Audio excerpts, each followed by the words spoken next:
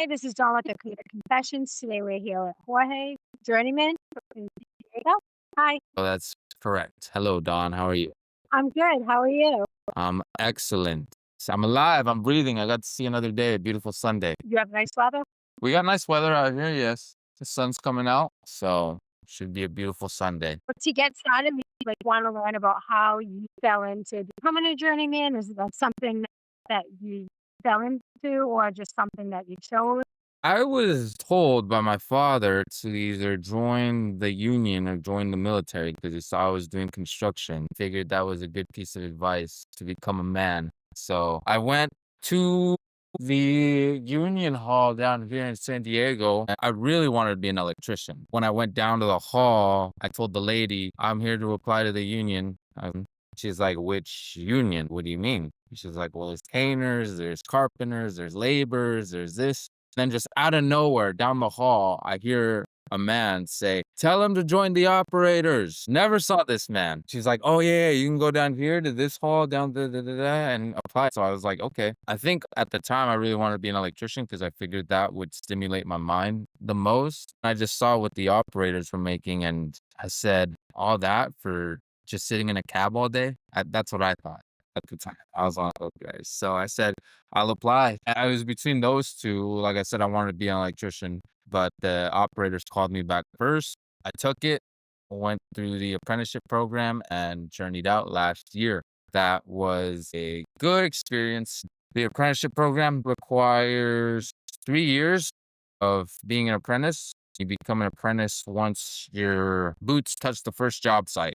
First day of work, essentially. 3 years, 1,000 hours of work on the job, 6 semesters. You got to check all those boxes off first, and then you become a journeyman. I did that last year. It's been a good experience. I got nothing but good things to say about. Do you travel or do you just work? It's funny. I traveled. I live here in San Diego. I got to Riverside when I was doing stucco. Before I was in the union, I had like 4 years of fine carpentry and stucco, plaster assistant, taping the windows before they threw all the scratch and brown up. They kept me busy there before I left. They liked how I performed. So the way it works there, every morning you would get up like at 5, call them, the office and say, where am I going? And they'd say, oh, go to Coronado, go to La Jolla, go to job number, da, da, da, da, da. And you go, cool. You check your sheet, you go. And then one Monday they just said, go to Riverside. I was like, Riverside? It's gonna take me 2 hours to get up there. You sure? And they're like, yeah, go. And then I went, and that's the most I've had to travel before I was in the union. They got us a Motel 6 and they gave us a per diem of $20 a day. The job site was just down the street from the motel. So I had a bunk with, not a stranger, a guy I worked with, but still when you're 21, it's like, oh, it's kind of scary. It was a little scary, but I mean, it was cool. You get to bond essentially. It's all an experience, but that's the most I've had to travel. I don't think I've had to travel more than, I mean, besides the job sites that are in out away 2 hours coming home, nothing crazy, but I'm willing to travel for work, the opportunity of. What's a typical day look like for? Well, it depends. My first year as an apprentice, I was an oiler. So it was a big job site. I think they just finished up last year. It's a water treatment plant. So that was a big multi-year job. I was rigging and signaling loads for a lattice crane, a crawler crane. I was doing that for about a little over a year. When you go to class, you got you got instructors who have been in the industry for, longer than I've been alive. The vibe I got, the piece of advice that I took away was that back in the day, you could just be like a dozer hand. You could just be a guy that's just an excavator.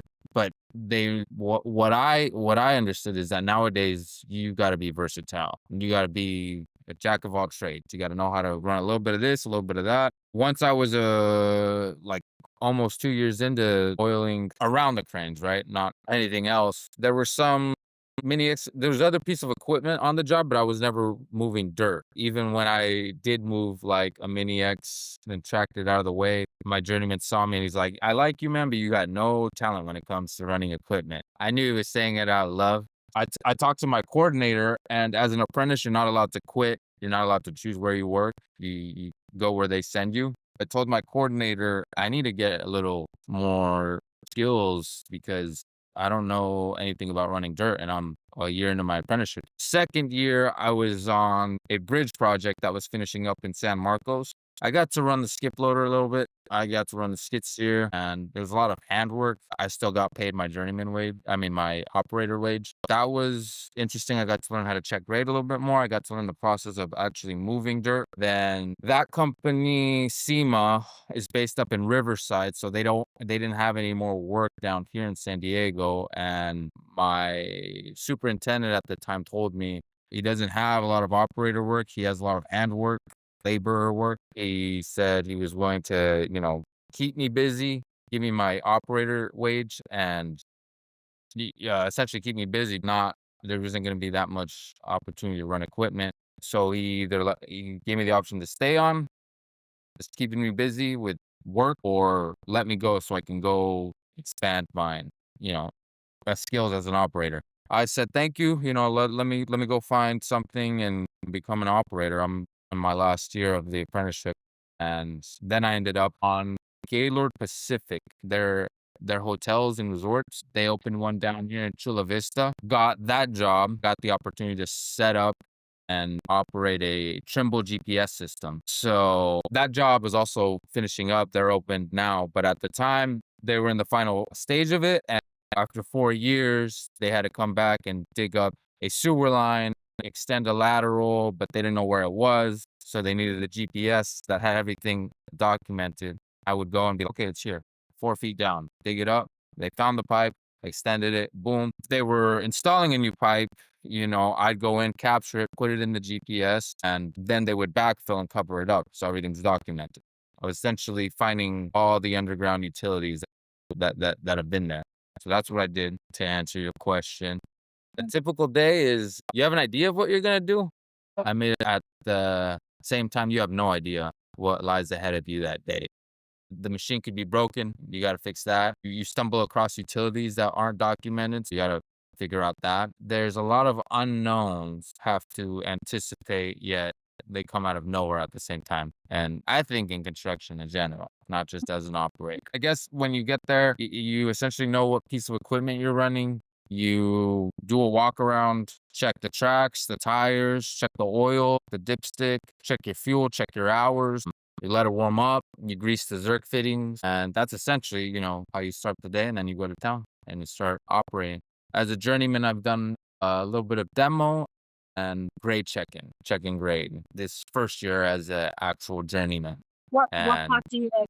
Do you like the demolition side of it, or do you like the grade checking? I like, if I was being honest, I really want to go back to the claims. I really do. Everything's cool, like checking. Oh wow, cool. Reading a piece of lab and understanding it, like I get it.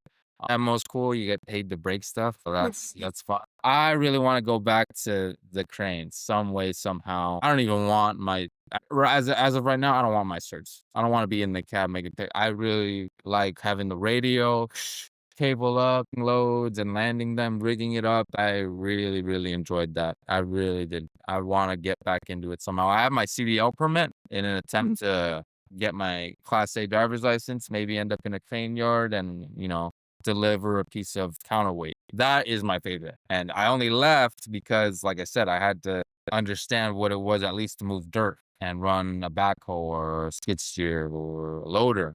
Now that I've seen and tasted a little bit of everything, that was my favorite. That's what I like. Now, do they send you for your CDL license?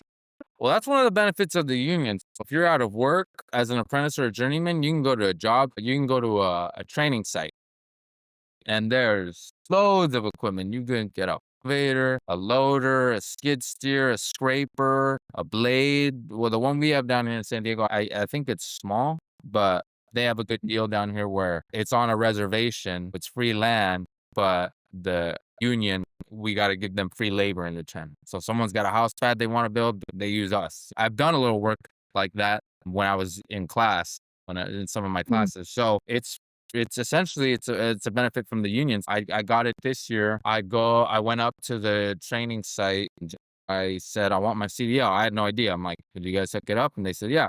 There's a course you take online. If you have to stop your tractor on the side of the road, the cone, it takes a few days to finish the course, Mhm. right? But it was free essentially. My instructor, Rich, he called, the trust fund for the union, said, I got Jorge Mendez here, wants a CDL. I need the course. Da, da, da, da, da. That's free. The only thing I had to pay was once I finished that course, I go to the DMV, take their tests on, their kiosks for my permit. That was what, like 100 to around 100 something dollars, and I had my permit. Then once I have my permit, they let me on the truck, the Freightliner, the Mac, on the job site. I do my walk around. I work on my skills. I drive it around the training site. I'm good on that, except work picked up. So I just see my 15 hours on the road. That's the only requirements here in California. Then I'll have my CDL license.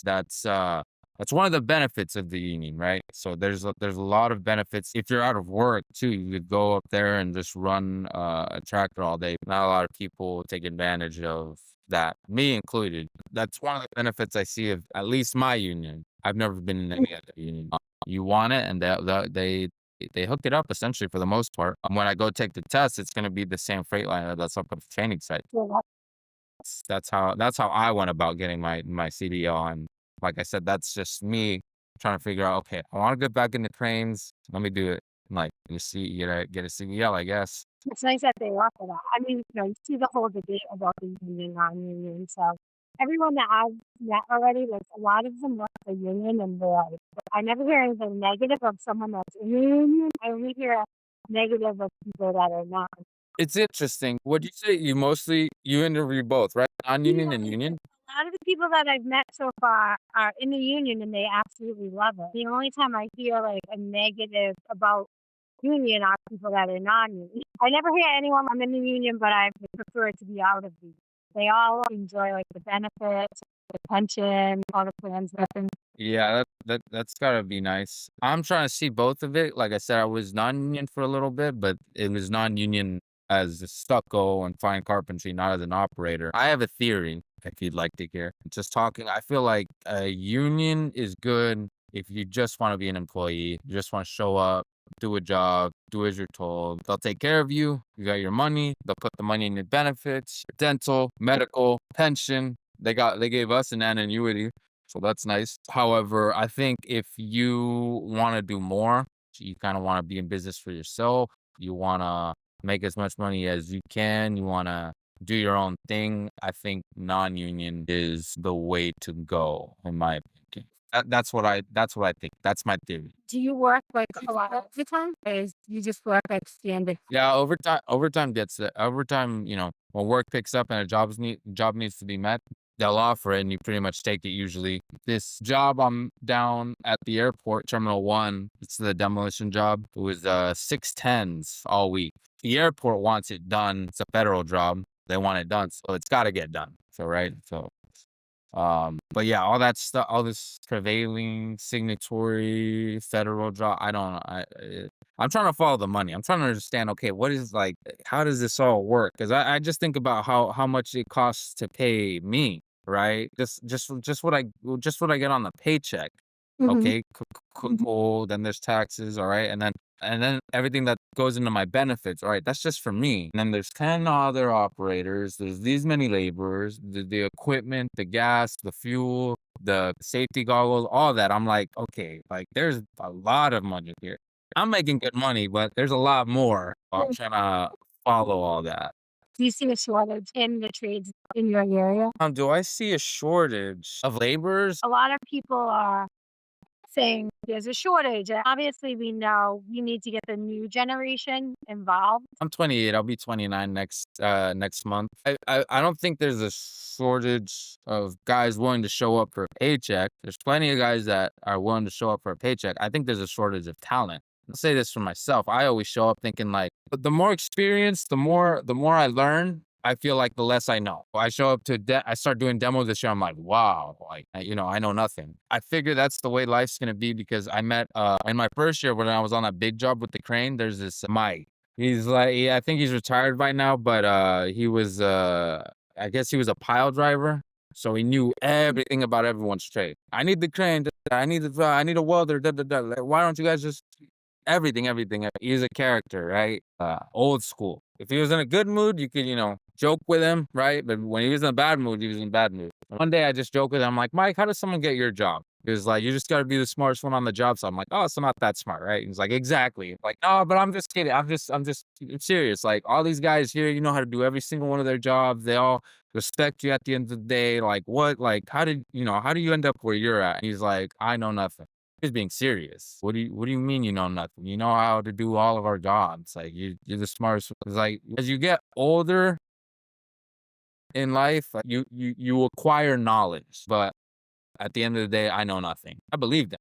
So to answer your question, I don't believe it's a shortage of people willing to show up, I guess, to work, willing to show up for a paycheck, me and myself included.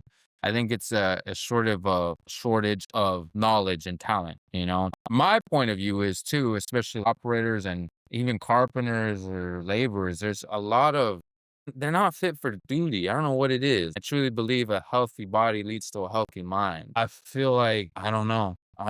It's a lot of there's an account called The Human Side of Construction, and it's a lot of politics now too. It's like, all right, well, you're not allowed to go in here because it's not in that contract and this and that, and it's not essentially about building anymore. I think it's more just insurance, safety guidelines, construction. No matter how safe, how much you try to prevent an accident, get rid of the dangers, it's gonna be dangerous. It's like boxing. Like, you're gonna get hit. So I think it's a combination of like those three: talent, knowledge, they can do their job well. I guess that's why the instructor said they know how to do their job. They know how to run a skid steer, but they don't know how to do anything else. Labor who only knows how to pick up trash. When you're assembled and a superintendent tells you guys to go to this building and do this, everyone's asking each other like, well, what does he want? What does he do? There's no real sense of direction for anyone, in my opinion, when they're at the job site. I find myself getting asked questions, what are we supposed to do? I'm thinking it was easier with the crane because we would just kick everything. What advice would you give? Someone's looking to get into the trade.